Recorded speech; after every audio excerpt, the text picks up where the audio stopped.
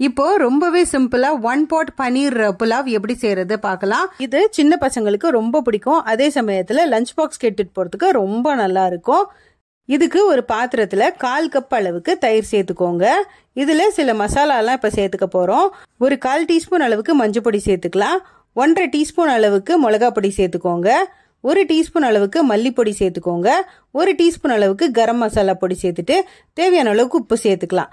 அப்புறம் 1 டீஸ்பூன் அளவுக்கு இஞ்சி பூண்டு பேஸ்ட் சேர்த்து இதெல்லாத்தையும் நல்லா மிக்ஸ் பண்ணி விட்டுடலாம். இப்போ இதெல்லாத்தையும் நல்லா மிக்ஸ் பண்ணதுக்கு அப்புறமா 200 கிராம்ஸ் அளவுக்கு பன்னீரை சின்ன சின்னதா கியூப்ஸ் மாதிரி கட் பண்ணி வச்சிருக்கேன். அதை இது உள்ள சேர்த்து நல்லா மிக்ஸ் பண்ணி விட்டுக்கலாம். இந்த பன்னீர்ல இந்த மசாலா நல்லா மிக்ஸ் ஆகணும். இதை நம்ம ஊற வைக்கணும் அப்படின்றதெல்லாம் கிடையாது. ஜஸ்ட் மிக்ஸ் பண்ணி வச்சா போறோம். இது நல்லா மிக்ஸ் பண்ணிட்டு இப்போ ஸ்டவ் ஆன் பண்ணிட்டு ஒரு குக்கர் வச்சுக்கோங்க. இப்போ இதுல 1 டேபிள் ஸ்பூன் அளவுக்கு நல்லெண்ணெய் சேர்த்திருக்கேன். கூடவே நான் இப்ப காமிச்சிருக்கிற இந்த பிரியாணி ஹோல் ஸ்பைசஸ் எல்லாத்தையும் அப்படியே சேர்த்துக்கலாம். இதோடைய பச்சை வாசனை ஓரளவுக்கு போனதுக்கு அப்புறமா நம்ம மிக்ஸ் பண்ணி வச்சிருக்கிற இந்த பன்னீர் மிக்சரை இதோட சேர்த்துக்கலாம்.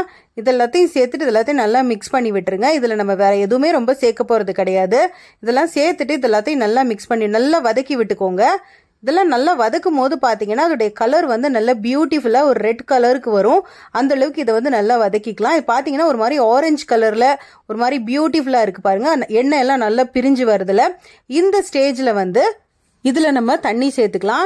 இதுக்கு நான் கரெக்டா 2 கப் அளவுக்கு தண்ணி சேர்த்துக்கிறேன். இதுக்கான ப்ரொபோர்ஷன் அப்படின்னு பாத்தீங்கன்னா இதுக்கு நான் பாஸ்மதி ரைஸ் யூஸ் பண்ணிருக்கேன். 1 கப் பாஸ்மதி ரைஸ்க்கு 2 கப் அளவுக்கு தண்ணி தான் கணக்கு. பாஸ்மதி ரைஸை 20 மினிட்ஸ் நல்லா வாஷ் பண்ணிட்டு ஊற வச்சிருக்கேன். சோ 1 கப் பாஸ்மதி அரிசிக்கு 2 கப் தண்ணி ரொம்பவே கரெக்டா இருக்கும். கூடவே தேவையான அளவுக்கு உப்பு சேர்த்துட்டு நல்லா மிக்ஸ் பண்ணி விட்டுக்கலாம். இப்போ இந்த குக்கரை கவர் பண்ணிட்டு 2 விசில்ஸ் வரைக்கும் விட்டு எடுத்துக்கலாம். குக்கர் நல்லா ஆறுனதுக்கு அப்புறம் ஸ்லோவா ஓபன் பண்ணி பாருங்க.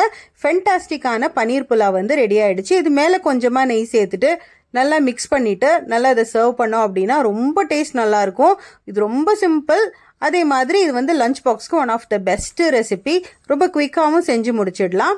இதுக்கு சைட் டிஷ் அப்படின்னு பாத்தீங்கன்னா வெள்ளரிக்காய் வெங்காயம் எல்லாம் போட்டு செஞ்ச தயிர் பச்சடி ரொம்ப நல்லா இருக்கும்.